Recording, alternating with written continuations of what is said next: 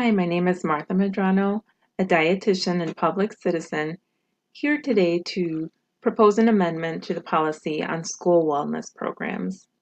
As you may know, childhood overweight and obesity has not improved across all age groups since the Child Nutrition Reauthorization Act in 2004. My proposed options strive to produce the best outcomes to decrease obesity at minimal cost. The first policy alternative involves a needs assessment and pilot study performed by health professionals, each assigned to one school. The outcome in similar interventions found a decrease in overweight and obesity prevalence by 4%. The cost, according to Massachusetts salaries and school populations, came out to about $145 per student per year. Advantages of this alternative include expert recommendations from health professionals. A disadvantage could be the relatively higher cost.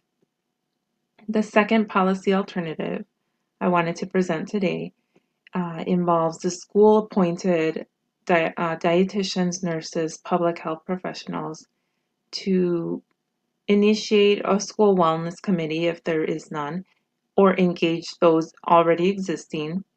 Similar studies have found that BMI, body mass index scores decrease with such an intervention.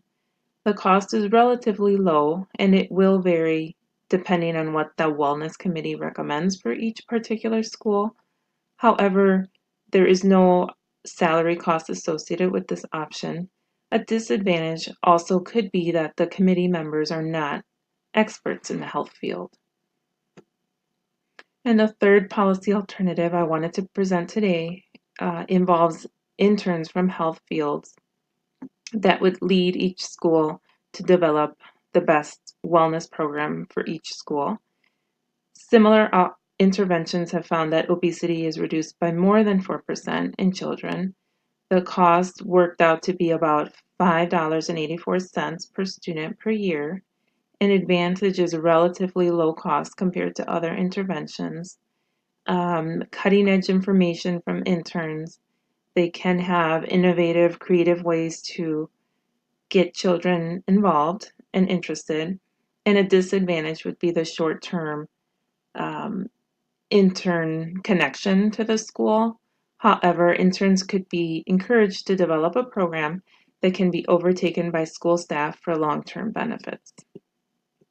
Therefore, I wanted to recommend the third policy alternative as the most feasible, sustainable, efficacious, cost-effective alternative presented today. And thank you so much.